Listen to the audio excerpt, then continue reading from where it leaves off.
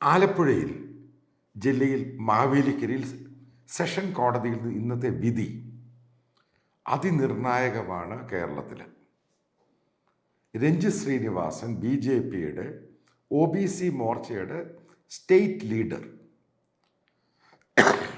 ആലപ്പുഴ ബാറിൽ പ്രാക്ടീസ് ചെയ്യുന്ന ലോയർ, അദ്ദേഹത്തിൻ്റെ ഭാര്യയും ലോയറാണ്. അവിടെ ഷാൻ എന്ന് പറഞ്ഞ SDPIയുടെ ഒരു നേതാവിനെ കൊന്നതിൻ്റെ പേരിൽ ഏകദേശം 35ഓളം പേർ ചേർന്ന്, കോൺസ്പിറസിയും ചേർന്ന് ഈ രഞ്ജിത്ത് ശ്രീനിവാസിനെ അതിക്രൂരമായിട്ട് കൊല്ലുന്നു. അദ്ദേഹത്തിൻ്റെ ഭാര്യയും മകളെയും അദ്ദേഹത്തിൻ്റെ സഹോദരൻ പിന്നെ അമ്മയുടെ മുമ്പിൽ വെച്ച്.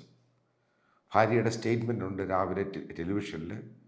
അതായത് ഹൈന്ദവ രീതിയിൽ വായ്ക്കരി ഇടാൻ പോലും പറ്റാത്ത രീതിയിലാണ് മുഖം വെട്ടി നുറുക്കി, ആ രീതിയിലാണ് അദ്ദേഹത്തെ കൊന്നത്. അപ്പോൾ കോടതി കൊടുത്ത ശിക്ഷയുണ്ട്. ആദ്യത്തെ ഈ 15 പേർക്ക് വധശിക്ഷ. കേരളത്തിൻ്റെ ചരിത്രത്തിൽ ആദ്യമായിട്ടാണ് 15ഓളം പേര് വധശിക്ഷയ്ക്ക് വിധിക്കുന്നത്. അതായത് കോടതി കൊടുത്ത ഒരു മെസ്സേജാണ്, ഒരു സന്ദേശമാണ്. അതായത് ഇനിയും ഇതാണ് ഇനി ആവർത്തിക്കാൻ പോകുന്നത്. ചിലപ്പോൾ ഹൈക്കോടതി പോകുമ്പോഴും സുപ്രീം കോടതി പോകുമ്പോഴും അതിൻ്റെ അകത്ത് 12-ാമത്തെയും 13-ാമത്തെയും 14-ാമത്തെയും പ്രതികളെ വെറുതെ ജീവപര്യന്തമാക്കുവാൻ സാധ്യതയുണ്ട്. പക്ഷെ ബാക്കി എനിക്ക് തോന്നുന്നില്ല. ഈ കോടതിയുടെ വിധിന്യായവും സ്റ്റേറ്റ്മെൻറ്റും വായിച്ച ശേഷം മനസ്സിലാകുന്നത് ഇവർക്ക് വധശിക്ഷ തന്നെയായിരിക്കും. അത് മാറുന്ന ലക്ഷണമൊന്നും തോന്നുന്നില്ല. പിന്നെ മനസ്സിലാക്കാൻ സാധിച്ചത്, ഇവർക്ക് വേണ്ടി ശ്രീനിവാസൻ വധക്കേസിൽ ഈ SDPI PFIക്കാർക്ക് വേണ്ടി വാദിക്കാൻ ആലപ്പുഴയിൽ ഒരു ലോയേഴ്സും തയ്യാറായിരുന്നില്ല. ദാറ്റ് ഇൻക്ലൂഡിങ്, കാരണം ഈ PFIക്ക് അനുകൂലമുള്ള മുസ്ലിം ലോയേഴ്സ് പോലും ഈ കേസ് എടുക്കാൻ തയ്യാറായിരുന്നില്ല. അതേപോലെ തന്നെ മാവേലിക്കരയിൽ ഇവർക്ക് ആർക്കും തയ്യാറായില്ല.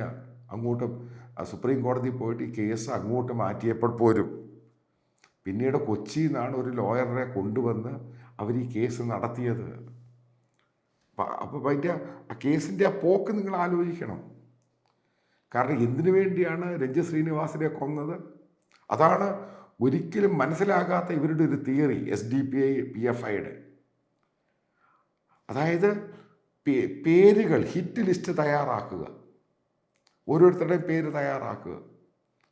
എന്നിട്ട് ആ തയ്യാറാക്കി എന്തെങ്കിലും വന്നു കഴിഞ്ഞാൽ അവരെ കൊല്ലണം. അവരിതുമായിട്ട് ബന്ധമൊന്നും കാണത്തില്ല, പക്ഷെ അവരെ കൊന്നോണം. അത്ര അതിക്രൂരമായിട്ട് ചിന്തിക്കുകയും പ്രവർത്തിക്കുകയും ഗൂഢാലോചനയും നടത്തുന്നൊരു ഗ്രൂപ്പാണ് PFI SDPI.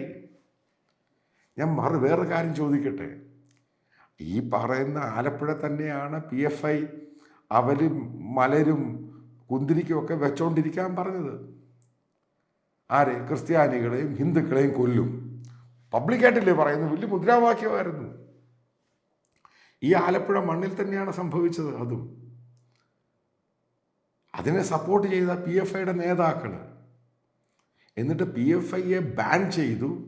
ഈ നേതാക്കളൊക്കെ ഡൽഹിയിലും മറ്റുള്ള ജയിലിലും ആയതിൻ്റെ പേരിലാണ് ഇവർക്ക് വക്കീലന്മാരെ കിട്ടാതായത്.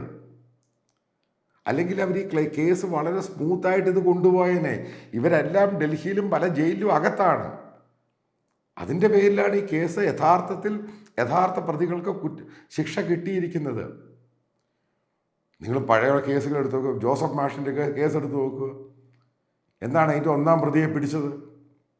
കാരണം രഞ്ജിത്ത് ശ്രീനിവാസൻ്റെ കേസിൽ 35 ദിവസം കൊണ്ട് എല്ലാ പ്രതികളെയും പിടിച്ചു. ഇപ്പം ജോസഫ് മാഷിൻ്റെ അവസാനത്തെ പ്രതി 20 വർഷം കഴിഞ്ഞ ശേഷമാണ് അതിൻ്റെ 1-ാം പ്രതി സവാദിനെ പിടിക്കുന്നത്. ഇവിടുത്തെ പത്രങ്ങൾ പറയുന്നത് അയാളുടെ 2ാമത്തെ മകൻ്റെ പേരെഴുതിയപ്പോൾ സവാദിൻ്റെ പേരെഴുതി, അതുകൊണ്ടാണ് പിടിച്ചത്. അതല്ല കാര്യം. ഈ PFI SDPI നേതാക്കളെ പിടിച്ചു NIA. അവരെ ചോദ്യം ചെയ്ത് കഴിഞ്ഞപ്പോഴാണ് അവരോട് ഈ കാര്യം ചോദിച്ചു, ഈ പ്രതി എവിടാന്ന് ചോദിച്ചു. അവന്മാരാണ് സവാദിനെ പറഞ്ഞു കൊടുക്കുന്നത് അയാൾ ഇന്നിടത്തുണ്ടെന്ന്. അങ്ങനെയാണ് NIA അയാളെ കയറി പിടിക്കുന്നത്, കേസ് റീഓപ്പൺ ചെയ്യുകയും ചെയ്യുന്നത്. കാരണം ഇങ്ങനെയാണ് ഇവർ കേസുകൾ കൊണ്ടുപോകുന്നത്. കാരണം രാഷ്ട്രീയമായ പിന്തുണ, ഭരിക്കുന്ന പോലീസിനകത്ത് ഇവർക്ക് സെല്ലുണ്ട്, ഇവർക്ക് എല്ലാ വിവരവും ചോർത്തി കൊടുക്കും. എത്രയോ നാളുകൾ കൊണ്ട് ആളുകൾ പല സീനിയർ ഓഫീസേഴ്സും കംപ്ലൈൻറ്റ് പറയുകയാണ്. പക്ഷേ കേരള ഗവൺമെൻറ് ഒരു ആക്ഷൻ എടുക്കാൻ തയ്യാറാകുന്നില്ല.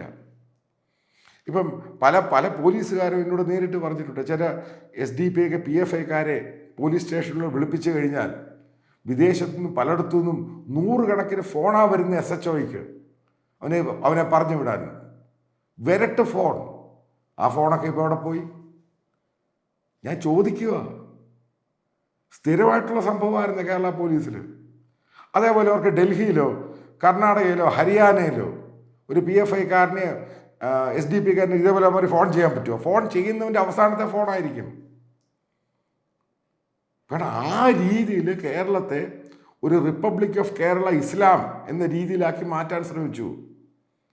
അതിൻ്റെ ആ രീതിയിൽ അതിനെ സപ്പോർട്ട് ചെയ്തതാരാ? കേരളം ഭരിക്കുന്ന CPM-ഉം മുഖ്യ പ്രതിപക്ഷമായ കോൺഗ്രസും പിന്നെ മുസ്ലിം ലീഗും. അതാണ് ഇവരുമായിട്ടുണ്ടായിരുന്ന പൊളിറ്റിക്കൽ അഡ്ജസ്റ്റ്മെൻറ്റ്.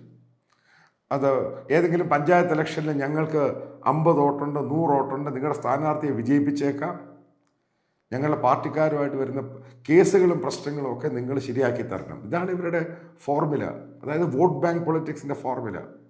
എത്രയോ പോലീസുകാർ ഇതെന്നോട് പറഞ്ഞിട്ടുണ്ട്, CPM നേതാക്കൾ പറഞ്ഞിട്ടുണ്ട്, കോൺഗ്രസ് നേതാക്കൾ പറഞ്ഞിട്ടുണ്ട്. ഇങ്ങനെയാണ് അവർ വോട്ടുമായിട്ട് വന്ന് ഈ പ്രശ്നം മുഴുവൻ അവർ ക്യാപ്ചർ ചെയ്യുന്നത്. അതായത് കേരള രാഷ്ട്രീയത്തെ, കേരളത്തിൻ്റെ സാമൂഹിക ജീവിതത്തെ ഇത്രമാത്രം വർഗീയ മലീനവശമാക്കി. ആലോചിച്ച് നോക്കട്ടെ. ഇതേപോലെ റിലീജിയസ് പോളറൈസേഷൻ കേരളത്തിൽ ഇതിനു മുമ്പ് ഉണ്ടായിട്ടേ ഇല്ല. ആ രീതിയിൽ ഇതിനെ മാറ്റിയെടുത്തു. അഭിമന്യുവിൻ്റെ കേസെടുക്കുക. ദളിതായിരുന്നു, SFIക്കാരൻ. ആ പയ്യനെ കുത്തിക്കൊന്നു. 1-ാം പ്രതി അവിടെ പോയി. CPM അല്ലേ അന്വേഷിച്ച്. CPM അതിൻ്റെ പേരിൽ പണവും സ്വരൂപിച്ച് അവർ പാർട്ടിയിലോട്ടും കൂടി അവന് ചെറിയൊരു വീടും ഉണ്ടാക്കി കൊടുത്തു. അവൻ്റെ വീട്ടുകാർക്ക് പോയി. അതാണ് CPM എന്നുള്ള പാർട്ടി പോലും SDP PFIയുമായിട്ട് അൺഹോളി റിലേഷനാണ്. അങ്ങനെയാണ് ഇവർ നടത്തിക്കൊണ്ടിരുന്നത്. അതാണ് കേരളത്തിൻ്റെ രാഷ്ട്രീയം. കേരള രാഷ്ട്രീയത്തിൽ ഇത്രമാത്രം വർഗീയതയും ജാതീയതയും കൊണ്ടുവന്ന ആരാ? ഈ PFIയും ജമാഅത്ത് ഇസ്ലാമിയുമാണ്. അതിനെ കൺട്രോൾ ചെയ്യാൻ പറ്റുമോ? പറ്റിയില്ല.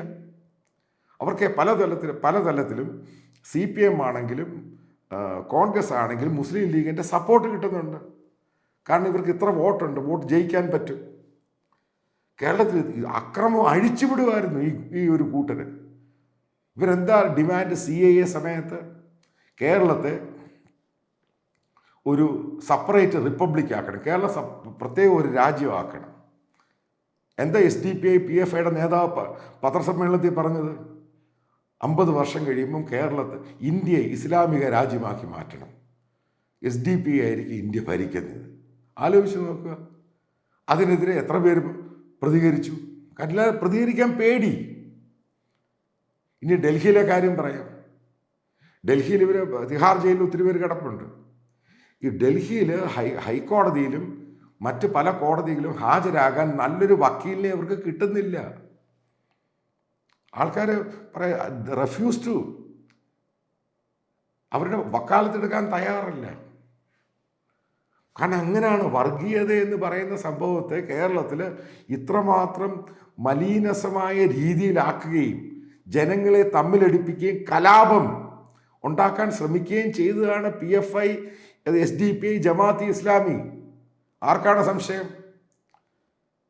ജമാഅത്ത് ഇസ്ലാമിയുടെ ചാനൽ ഓരോ ഭാഗത്തും എല്ലാ വാർത്തയ്ക്കകത്തും മതത്തെയാണ് കുത്തി നിറയ്ക്കുന്നത്, വേറൊന്നുമല്ല. ഇപ്പോൾ ഇസ്രായേൽ ഗാസ ഇഷ്യൂ, അതിനകത്തും മതം കയറി വരികയാണ്. ഹൂത്തികളെ വരെ സപ്പോർട്ട് ചെയ്യുകയാണ്. ആലോചിച്ച് നോക്കുക. അത് ഇന്ത്യയിലോട്ടും ലോകത്തോട്ടും സാധനങ്ങൾ പോകുന്ന ആ കപ്പൽ അവരെ ആ തടയുന്ന ഭീകരപ്രവർത്തകരെ അവരെ സപ്പോർട്ട് ചെയ്യുകയാണ്. ഇതെല്ലാം മതത്തിൻ്റെ പേരിലാണ്.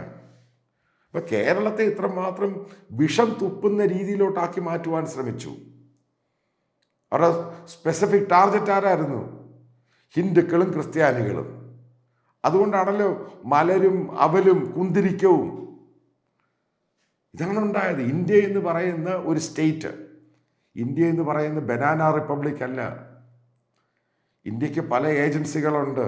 ചില ഏജൻസികൾ വന്നപ്പോഴേ നീ കൂട്ടിക്കയറി. അതാ ഉണ്ടായത്. ഇന്ത്യ എന്ന് പറയുന്നത് യമനല്ല, ഹൂത്തിയല്ല, ഇന്ത്യ എന്ന് പറയുന്ന ഗാസയല്ല. ഇന്ത്യ എന്ന് പറയുന്ന ലോകത്തിലെ ഏറ്റവും വലിയ ജനാധിപത്യ രാജ്യമാണ് എൻ്റെ രാജ്യം. ഇവിടെ ഒരു ഭരണഘടനയുണ്ട്, സ്ട്രോങ് ആയിട്ടുള്ള. എല്ലാ കാര്യത്തിനും അതിൻ്റേതായ രീതിയുണ്ട്.